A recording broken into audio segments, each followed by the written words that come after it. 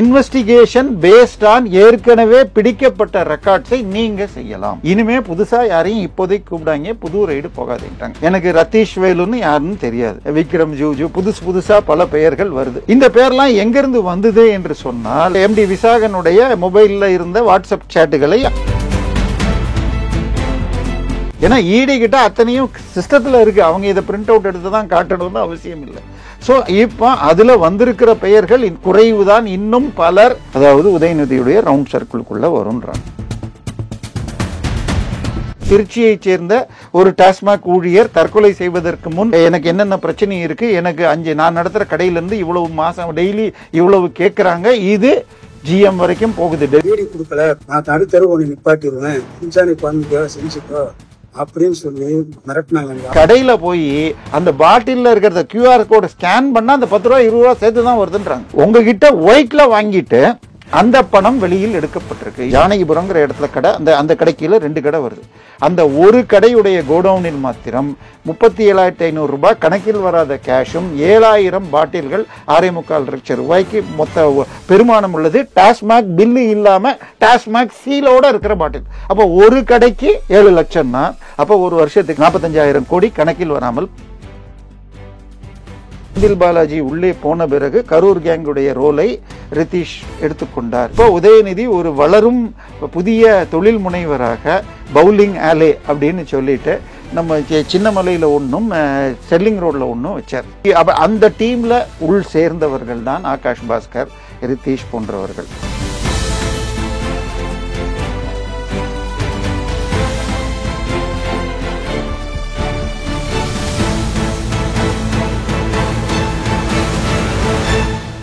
Real one நண்பர்கள் உறவுகளுக்கு வணக்கம். தொடர்ச்சியாக பல்வேறு முக்கியமான தகவல்களை நம்முடைய உறவுகளுடன் பகிர்ந்து வரும் அரசியல் விமர்சகர் தேவப்பிரியா அவர்கள் நம்முடைய இருக்கிறார். வணக்கம் சார். வணக்கம் சார். இந்த இடி விவகாரம் சுப்ரீம் கோர்ட்டை பொறுத்த வரைக்கும் இடைக்கால தடை போட்டிருக்காங்க. கோடை காலம் முடிந்த பிறகு விசாரணை தொடரும் அப்படின்னு தெரிவிச்சிருக்காங்க.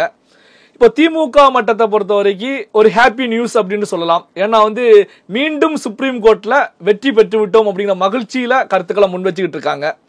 இந்த இடியுடைய வளையத்துக்குள்ள சிக்கிய டாஸ்மாக் சார்புடைய அதிகாரிகள் அவங்களை பொறுத்த வரைக்கும் ஒரு பெருமூச்சு விடுறாங்க. எப்பா அடுத்து நம்மளை தான் அப்படின்னு சொல்லி எதிர்பார்த்துட்டு இருந்தோம். டெம்பரவரியான ஒரு ரிலீஃப் கிடைத்திருக்கிறது அப்படிங்கிற நிலையில அவங்க இருந்துட்டு இருக்காங்க. இது ஈடிக்கு பின்னடைவு, திமுக தமிழக அரசாங்கத்துக்கு ஒரு வெற்றி அப்படின்னு எடுத்துக்கலாமா சார்? அப்படியெல்லாம் எதுவுமே இல்லை. அதாவது நேற்றைய தினம் ஒரு அவசரத்துல சுப்ரீம் கோர்ட் கொடுத்திருக்கு. இதை கூட நான் சொல்றது தவறு தான்.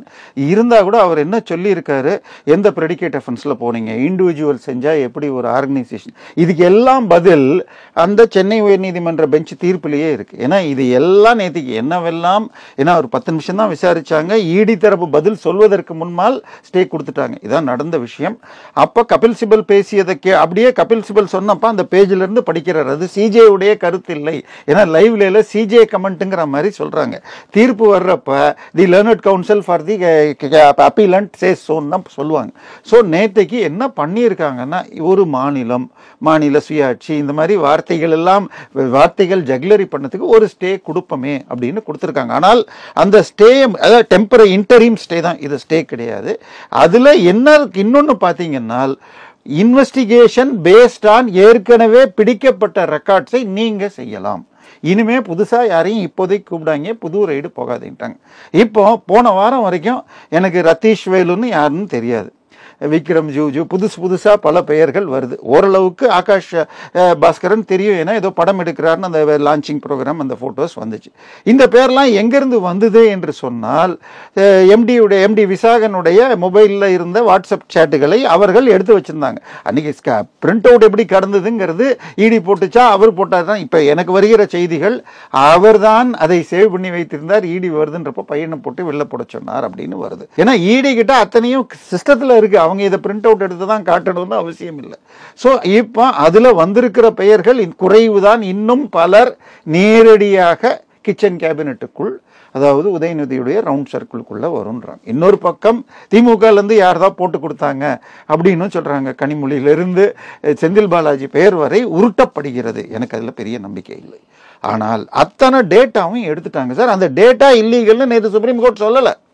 தே ஹவ் செட் என்னெல்லாம் எடுத்திருக்கீங்க, 4 கம்ப்யூட்டர் 2 லேப்டாப்பு, இந்த 3 பேர், அதாவது எம்டி விசாகன், ஜிஎம் சங்கீதா மற்றும் டிஜிஎம் ஜோதி முருகன், இவர்களுடைய மொபைலில் இருந்தும் மெயிலில் இருந்தும் எடுக்கப்பட்டவை எல்லாமே எடுத்து நீங்க மைனிங் பண்ணி இன்னும் கண்டுபிடிக்கலான்ட்டாங்க. அதுதாங்க மெயின். அதுல இருந்து தானே இதெல்லாம் வந்துச்சு. ஸோ அதை தடுக்கல. அடுத்தது இவங்க என்ன சொல்றாங்க, பிரைவசி போகுது, அதை எப்படி எடுக்கலாம் அப்படின்னு அந்த பெட்டிஷனை படிக்கிறாங்க. இப்போ 2 விஷயம். ஒன்று, திரு உதயநிதி ஸ்டாலின் அவர்கள் சனாதனத்தை எதிர்த்து பேசியதற்காக பரிகாரம் செய்வதற்காக 3 பிராமண ஜீயர்களை கூப்பிட்டு வந்து அவர் வீட்டில் அவர் ஏதோ பரிகார பூஜை பண்ணார் அப்படின்னு ஒரு யூடியூபர் அல்லது பிரபல போராளி ஒருவர் போட்டார் அவருடைய இதில். அவரை கைது பண்ணி கிட்டத்தட்ட 18 நாட்கள் ஜெயிலில் இருந்தார். அந்த 18 நாளும் அவர் சாப்பிடல. ரங்கராஜன் நரசிம்மன் ஸ்ரீரங்கத்தை சேர்ந்தவர். அவர் நேற்றைக்கு வேறொரு விஷயம் பற்றி போடுறப்ப, இன்று வரை என்னுடைய மொபைல், கம்ப்யூட்டர், கேமரா இவையெல்லாம் தமிழக அரசிடம் தான் இருக்குங்கிறார். அவர் போட்ட வீடியோவை வச்சு தான் நீங்கள் அரெஸ்ட் பண்ணுறீங்க. அதுக்கு எதுக்கு அவருடைய அதில் பிடிச்சிருக்கீங்க? இப்போ நீங்கள் போனீங்கன்னா இது இன்னும் சாதாரண விசாரணை தான், டிவிஎஸ்சியோ லஞ்ச, அப்போ எதுக்கு பிடிச்சிருக்கீங்க? அதே மாதிரி ரெட்பிக்ஸோ வேறு நிறுவனத்துடைய கேமரா மொபைல்கள் எல்லாம் சீல் வைக்கப்பட்டிருக்கு. ஸோ இது போலீஸ் தனக்கு வேணுங்கிற, அதுவும் என்ன, ரெட்பிக்ஸில் எடுத்தால் ஒருவருடன் எடுத்த பேட்டியில் சில தரக்குறைவான அல்லது ஒரு காவல்துறையை பற்றி அவதூறு பேச்சு, அதில் எதுக்கு அவங்க ஆஃபீஸில் இருக்கிற எல்லா கம்ப்யூட்டரும் எடுக்கணும்? இதை தாண்டி அவங்க ஆஃபீஸில் பிடிச்ச கம்ப்யூட்டருக்குள்ள வேற என்னென்னமோ இருந்துச்சு அப்படின்னு ஒரு சிலர் பரப்பிட்டு இருக்காங்க. அதுக்கு ஆதாரம் எதுவும் வெளியில் வரல. ஸோ இப்போ ஒரு இன்வெஸ்டிகேஷன் போச்சுன்னால் அங்கே போய் எல்லா டேட்டாவையும் எடுக்கணும். சரிங்க, டாஸ்மாகில் ஊழலே இல்லைன்னு யாராவது சொல்லியிருக்காங்களா? இப்போ நேற்றுக்கு பார்த்தீங்கன்னா, இன்னைக்கு காலையில் தினமணியை எடுத்து பார்த்தால் திமுக கட்சி கூட்டணிகள் வரவேற்புன்னு போடுறாங்க. அதில் முத்தரசன் வரவேற்பு சிபிஐ சேர்ந்தன்னு வருதுங்க. சிஐடியு யூனியன் தான் டாஸ்மாகில் இருக்கு. அந்த ஊழியர்கள் மீது எத்தனை வழக்குகள் நடந்துள்ளன? அதாவது இந்த ஆட்சி வந்த பிறகு கடந்த 3 வருடத்தில் மட்டும் ஹைகோர்ட்ல சிஐடியு யூனியன் மெம்பர்ஸ் போட்ட வழக்குல ஏன் இன்னும் end to end tracking software போடல அப்படின்னு பல முறை அப்ஜெக்ஷன்கள் சொல்லப்பட்டிருக்கு. இப்போ அவங்க வீடியோக்கள், சிஐடியு யூனியன் சார்ந்தவர்கள், யூனியனில் இல்லாத ஊழியர்கள் கொடுத்த வீடியோக்கள் இருக்கு. நேற்றைய தினம் திருச்சியைச் சேர்ந்த ஒரு டாஸ்மாக் ஊழியர் தற்கொலை செய்வதற்கு முன் எனக்கு என்னென்ன பிரச்சனை இருக்கு, எனக்கு நான் நடத்துகிற கடையிலேருந்து இவ்வளவு மாதம் டெய்லி இவ்வளவு கேட்குறாங்க, இது ஜிஎம் வரைக்கும் போகுது, மெட்ராஸில் இருக்கிற அப்படின்னு அவர் வீடியோ போட்டிருக்காரு. இதெல்லாம் சேருது. இதையெல்லாம் தாண்டி எஃப்ஐஆர் எல்லாம் க்ளோஸ் பண்ணிட்டு வராங்க. அதை எதிர்த்து சென்னை உயர் நீதிமன்றத்தில் ஒரு வழக்கு இருக்கு. சார், இப்போதைக்கு ஸ்டே, தற்காலிக ஸ்டே, ஆனாலும் ஏற்கனவே எடுத்த டேட்டா வச்சு இன்வெஸ்டிகேஷன் பண்ணலான்ட்டாங்க. இப்போ அதில் எஸ்என்ஜேல உதாரணமாக ஒரு சின்ன உதாரணம், 2020 திரு எஸ்என்ஜே நிறுவனத்திலிருந்து ஒரு அக்டோபர் மாதம் 20 கோடி ரூபாயை எலைட் டிஸ்டிலரிக்கு டிரான்ஸ்ஃபர் பண்ணுறாங்க, மார்க்கெட்டிங் எக்ஸ்பென்ஸ்னு. மார்ச் மாதம் அதை ரைட் ஆஃப் பண்ணுறாங்க. ஐயா, ஒரு 200 ரூபாய் எனக்கு காணும்னு சொன்னேன்னு வச்சுங்க, 2 நாளைக்கு யார்கிட்ட கொடுத்தேன், அங்கே போனா, இங்கே வாங்கினேன்னா, மெடிக்கல் ஷாப் போனா, அங்கே கொடுத்தனான்னு யோசிப்போம். 20 கோடியை ரைட் ஆஃப் பண்ணியிருக்காங்க. ஸோ இப்போ பிடிபட்ட, நம்ம திருப்பி எல்லாம் ரத்தீஷ் இவங்கள தான் பேசிகிட்டு இருக்கோம். மற்ற சிலர் எஸ்என்ஜிலேருந்து ஒரு பிஆர்ஓன்னு சொல்கிறாங்க, அவர் தான் பார்ட்டி ஃபண்ட், அதாவது நம்மளாம் இப்போ வேலை செய்கிறப்போ சம்பளத்துலேருந்து ஒரு 10% பிடிப்பாங்க, பிடிச்சி ஓய்வு பெறும்போது ஓய்வு கால வைப்பு நிதின்னு கொடுப்பாங்க, பிஎஃப்னு சொல்லுவாங்க. இவங்க மாதம் ஒரு பெரும் தொகை பார்ட்டி ஃபண்டுன்னு ஆளுங்கட்சிக்கு போகுதான். ஸோ அதை வசூல் பண்ணுறதுக்காக இருக்கும் ஒரு குழு. இதில் அந்த சில பேர், 2-3 பேர் செய்யப்பட்டவர்கள், இந்த உதயநிதி நண்பர்கள் சிலர் தவிர மீதி எல்லாம் சென்ற ஆட்சியில் திமுக, ஏன்னா இன்னைக்கு இருக்கிற மெட்ராஸில் இருக்கிற சாராய தயாரிப்பில் 4 3 திமுகவிற்கு சொந்தமானது. இவை எல்லாமே கருணாநிதி அவர்கள் 2006 ஆட்சிக்கு பிறகு கொடுக்கப்பட்ட லைசன்ஸ்கள். ஸோ உங்களுக்கு அவங்க எப்படி அங்கே கொடுத்து அனுப்புறது? அன்னைக்கு இபிஎஸ்ஓ தங்கமணிக்கோ யார்கிட்ட போச்சோ அதை கொடுத்த நபர்கள் தான் இன்னைக்கு அவங்களும் வந்திருக்காங்க. அவங்க இன்றைக்கும் ஒரு பாட்டில் இன்னைக்கு 200 ரூபான்னு வாங்குறீங்கன்னு வச்சால் அதுல 30-40 ரூபா தான் அதனுடைய அடக்க விலை, வரி தான் மீதம். ஸோ அந்த ஒரு பாட்டிலுக்கு நீங்கள் இன்னொன்னையும் சொல்லிடுறேன், நண்பர், என்னுடைய வெகு நெருங்கிய நண்பர் முரளி, அவர் ஏற்கனவே பெட்டிஷனராக இருந்தார். இந்த வழக்கிலும் அவரும் போட்டிருக்கார். அவர் அந்த ஏற்கனவே டாஸ்மாக் வழக்கிலேயே நான் போய் கடையில் போய் அந்த பாட்டிலில் இருக்கிறத கியூஆர் கோடு ஸ்கேன் பண்ணால் அந்த 10 ரூபா 20 ரூபா சேர்த்து தான் வருதுன்றாங்க. அப்போது உங்ககிட்ட ஒயிட்டில் வாங்கிட்டு அந்த பணம் வெளியில் எடுக்கப்பட்டிருக்கு. இது இன்னைக்கு வரைக்கும் அது நடக்குதுன்றார். முந்தா நேற்றுக்கு விசாகன் வீட்டில் ரெய்டு நடந்த 2வது நாள் அவர் வந்து சத்தியம் டிவியில் வந்த அன்னைக்கு அது சொல்லியிருக்காரு. நான் இன்னைக்கு வர்றப்ப தான் போயிட்டு வந்தேன், இன்னைக்கும் அப்படித்தான் வருதுங்க. ஸோ இது அத்தனையும் ஒயிட்ல ரெக்கார்டு இருக்கு. இதை தாண்டி எஃப்ஐஆரை க்ளோஸ் பண்றாங்க. நான் ஒரே ஒரு கேஸை மாத்திரம் சொல்லிடுறேங்க. ஓஎம்ஆர்ல ஒரு டென்னிஸ் அகாடமிக்கு லேண்ட் வச்சிருந்தாரு. அதை விற்கிறார் அந்த நபர். லேண்ட்மார்க் கன்ஸ்ட்ரக்ஷன் உதயகுமார் என்பவருக்கு விற்கிறார். அவங்க விற்கிறப்ப ஒரு பேச்சுக்கு நமக்கு புரியறதுக்காக சொல்றாங்க, 20 கோடி ரூபாய்க்கு விற்கிறார். என்ன பண்றாங்க, கைட்லைன் வேல்யூ படி 12 கோடி கணக்கில் காட்டப்பட்டுகிறது, 8 கோடி கேஷ் என்று. இந்த 8 கோடி கொடுக்கறதுல ஒரு 3 கோடி 4 கோடி அவர் தராமல் இழுத்தடிக்கிறார். அந்த நபர் வழக்குக்கு போறார். அப்ப ஐடி ரைடு அங்க போகுது அவர் வீட்டுக்கு. போனப்ப என்னப்பா இப்படி எல்லாம் கேஷ்ல எல்லாம் டீல் பண்றியா, கேஷ்ல வாங்குவ கேஷ்ல விற்பியான்னா, சார் எவ்வளவோ கேஷ் செலவு இருக்குது சார், ரியல் எஸ்டேட்னா கேஷ் கொடுக்காம நடக்காது. நான் பின்னியில் 13 ஏக்கர் இங்கே நம்ம புரசவாக்கம் பெரம்பூர் கிட்ட 13 ஏக்கர் டெவலப் பண்ணியிருக்கேன். அதுக்கு 2016 50 கோடி ரூபாய் லஞ்சமாக கேஷாக கொடுத்துருக்கேன்னு அஃபிடவிட் கொடுத்துருக்கேன். ஐடி டிபார்ட்மெண்ட்டுக்கு கொடுத்த ஸ்வான் அஃபிடவிட். அதில் அன்னைக்கு சில எம்பி எம்எல்ஏ ஒரு சில அதிகாரிகள் பெயரோடு இருக்கிறது. அதில் பிகேஎஸ் டிஎம்கேன்னு இருக்குது. பி சேகர் பாபு அப்படின்னு சொல்லி இப்போ பிகே சேகர் பாபுங்கிறது புரியுது அப்படின்னு பலர் புரிந்து கொண்டார்கள். இப்போ இதுக்கு மேல ஏன் டிவிஎஸ்சி நடவடிக்கை எடுக்கலன்னு அந்த யார் பாதிக்கப்பட்டு ஒரிஜினல் வழக்கோ அவர் 2019 கேஸ் போடுறார். 2024 ஜனவரி 28 டிவிஎஸ்சி ஒரு எஃப்ஐஆர் போடுது.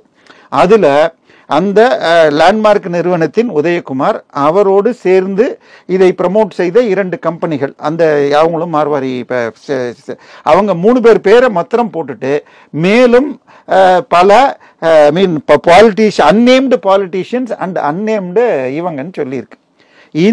இது போட்ட உடனே இடி ரெய்டு வருது. இடி போய் ரெய்டு பண்ணால் 280 கோடி ரூபாய் மொரீஷியஸிலிருந்து மணி லாண்டர் பண்ணப்பட்டு கேஷாக வாங்கும் இடத்தில் கொடுக்கப்பட்டிருக்கு. இந்த 50 கோடி லஞ்சம் எப்படி கொடுக்க, இதுக்கு எது ஆதாரம்? ஐடியில் அவங்க கொடுத்தா ஸ்வான் அஃபிடவிட்.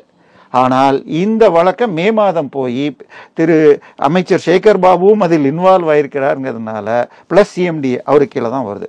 போய் அவங்க டிவிஎஸ்சி போய் நாங்கள் இதை விசாரித்தோம், இதில் எந்த ஆதாரமும் இல்லை, இதை முடிக்கலாம் அப்படின்னு அவங்களுக்குள்ள ஸ்பெஷல் கோர்ட்டில் போகிறாங்க. அந்த நீதிபதி தயக்கத்தோடு அடுத்த ஹியரிங் கொடுத்துருக்கிற நிலைமையில் ஜூன் மாதம் போய் சென்னை உயர்நீதிமன்றத்தில் இவங்க போய் குவாஷ் பண்ணிட்டாங்க. இப்போ அந்த 280 கோடி மொரீஷியஸ்லேருந்து வந்ததை இடி போக முடியல. இதே மாதிரி 50 கோடி ரூபாய்க்கு 2 நிறுவனத்துக்குள்ள ஒரு தகராறு. 2 பார்ட்னர் சேர்ந்து ஆரம்பிக்கிறாங்க ஓஷன் ஸ்பேஸ் டெக்னாலஜிஸ்னு. அதில் நாம் 2 பேர் பார்ட்னர், ஆளுக்கு 50-50%. முதல்ல ஆளுக்கு 1 கோடி போடுறோம். அடுத்து இன்னொரு லேண்டு வாங்கினோம், சிவா ஷேர் நீங்கள் போடுறீங்கன்னா இல்லை எங்கிட்ட காசு இல்லை, ஓன் ஷேர் ஏற்றிக்கோன்றீங்க. ஒரு டைத்தில் என்னுடைய ஷேர் 90% ஆயிடுச்சு, உங்களுக்கு 10% ஆயிடுச்சு. இப்போ நான் என்ன பண்ணுறேன், சார் சிவா ஷேர் நான் இதை பப்ளிக் லிமிட்டடாக கொண்டு போக விரும்புகிறேன், என்னை பொறுத்த வரைக்கும் என்னோட ஆளுங்க தான் இருக்கணும், நீங்கள் உங்களுக்கு எவ்வளோ கொடுக்கணும்னு சொல்லுங்கள் நான் கொடுத்துட்றேன்றீங்க. நீங்கள் என்ன சொல்கிறீங்க, நீங்கள் போட்ட 1 கோடிக்கு ப்ளஸ் நீங்கள் மற்ற பிஸ்னஸ்க்கெல்லாம் பார்ட்னராக இருக்கனால 13 கோடி கொடுங்கன்னு கேட்குறேன். நான் சொல்கிறேன் 7 கோடி வாங்கிக்கங்கன்றேன். நீங்கள் அந்த 7க்கும் 13க்கும் உள்ள பேசி முடிக்காமல் வழக்குக்கு போயிடுறீங்க, ஹைகோர்ட்டுக்கு போகிறீங்க, என்சிஎல்டிக்கு போயிடுறீங்க. இது பெண்டிங் இருக்கும் பொழுது போய் அவர் அசோக் நகர் போலீஸ் ஸ்டேஷனில் கம்ப்ளைண்ட் கொடுக்கிறார். அந்த இன்னொரு பார்ட்னர், நான் சிவா என்ற இடத்தில் ஸ்ரீராம் என்பவர் இருக்கிறார், ஓஷன் ஸ்பேஸுடைய எம்டியாக இருப்பவர் பீட்டர் என்பவர். ஸோ இப்போ இந்த பீட்டரை கொண்டு போய் சென்னை எக்மோர் கமிஷனர் ஆஃபீஸில் போன வருஷம் ஆகஸ்ட் 14 மத்தியானம் கூட்டிகிட்டு போகிறாங்க. 15 லீவு. ஸோ 14 சாயந்தரம் 5 மணிக்கு கூட்டிகிட்டு போயிட்டு 16 காலையில் வரைக்கும் கிட்டத்தட்ட 36 மணி நேரம் அவருடைய வக்கீலையோ ஃபேமிலியோ சந்திக்க விடாமல் 50 கோடி ரூபாய்க்கு போஸ்ட் டேட்டட் செக் வாங்கிட்டாங்க. இதை எதிர்த்து அவர் 2 மாதத்துக்கு ஒன்றும் பேசல. 2 மாதம் கழித்து அவர் ஒரு மூத்த வழக்கறிஞரை போட்டு, ஐயா என்னுடைய பெட்டிஷனரை இப்படி பண்ணி 50 கோடி பிடிச்சிக்கிட்டாங்க அப்படின்னு ஹைகோர்ட்டில் கேஸ் போடுறார். ஆனால் அந்த வழக்கு வந்தவுடனே இடி போகுது. அந்த பீட்டர் 500 கோடி ரூபாய்க்கு சொத்துக்கள் வாங்கி இருக்கிறார் அப்படின்னு வருது. உடனே பீட்டரும் ஸ்ரீராமும் நானும் நீங்களும் போய் இல்லை எங்களுக்குள்ள அமிக்கபிளாக முடிஞ்சு போச்சு, இந்த எஃப்ஐஆரை க்ளோஸ் பண்ணுங்க அப்படின்னு முடிச்சிட்டாங்க. இப்போ 500 கோடி இதில் 280 கோடி மணி லாண்டரிங் நடந்திருந்தால் கூட பிரெடிகேட் அஃபென்ஸ் ஏற்கனவே செய்யப்பட்ட குற்றம். அது அந்த ஷெட்யூலில் உள்ள 92 வகையான குற்றங்கள் இருக்கு. உதாரணமாக டைரக்டர் சங்கர் அந்த எந்திரன் பட கதையை யார்கிட்ட இருந்தையோ எடுத்துட்டு திருடிட்டு காசு கொடுக்கல அப்படிங்கிற வழக்கில் அந்த எந்திரன் படம் வந்து 15 வருஷம் ஆச்சு, ஆனால் அவருக்கு செட்டில் பண்ணல.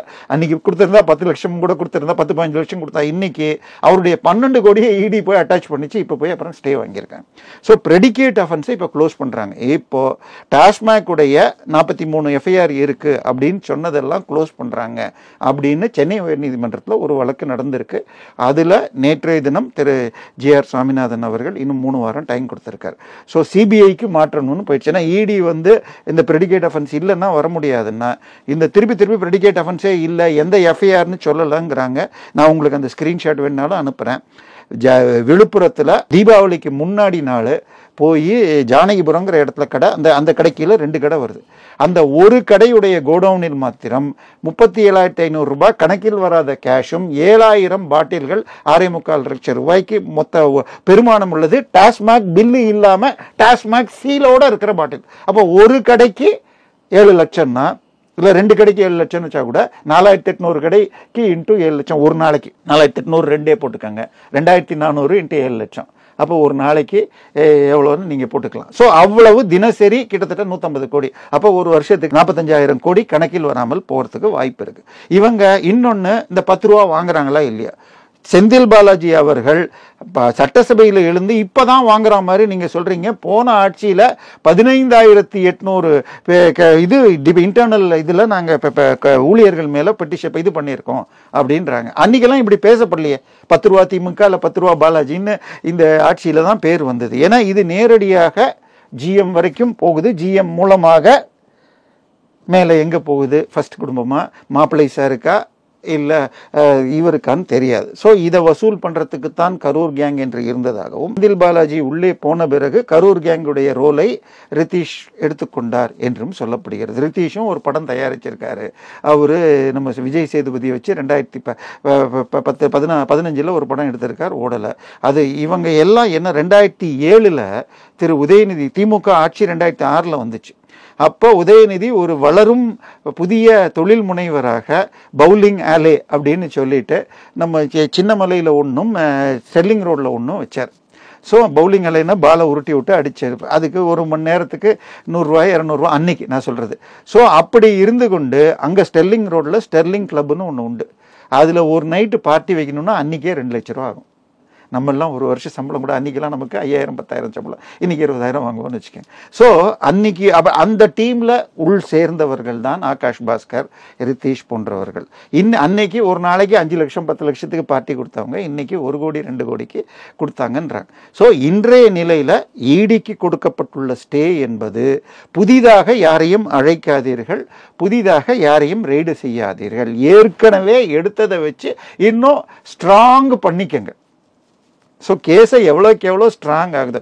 ஏன்னா இப்போ நேற்று வரைக்கும் என்ன 10 ரூபா பாலாஜின்னு சொல்லிட்டு இருந்தோம். யாருக்கு போகுது, செந்தில் பாலாஜி மட்டுமே எடுக்கிறார் அப்படின்னோம். இப்போ கிட்டத்தட்ட நேரடியாக உதயநிதியுடைய நெருங்கிய வட்டத்துக்குள் நெருங்கிடுச்சு. ஸோ அதை இன்னும் கொஞ்சம் ஆதாரங்களை எடுத்து இன்னும் கொஞ்சம் பக்காவாக எடுத்து, அஃப்கோர்ஸ் நேற்றைக்கு நியூஸ் வந்தது, நடிகர்கள் சிவகார்த்திகேயன், சிம்பு இவர்களும் விசாரிக்கப்படுவார்கள். இப்போ அதெல்லாம் பண்ண முடியாது. ஆனால் அதை பற்றிய டேட்டா முழுக்க எடுத்துருவாங்க. இப்போ அந்த எந்தெந்த படம் என்ன பட்ஜெட்டு நெட்டில் எவ்வளோ இருக்குது, அந்த படத்துக்கு அவர் எங்கேயா வாங்கினதா பேட்டி கொடுத்ததா, இது எல்லாத்தையும் எடுத்துட்டாங்கன்னா அடுத்து என்னைக்கு அந்த ஸ்டே எடுக்கப்படுகிறதோ, இப்போதைக்கு விடுமுறைக்கு அப்புறம் சொல்லியிருக்காங்க. பட் விடுமுறை கால பெஞ்சிலையும் போடலாம்.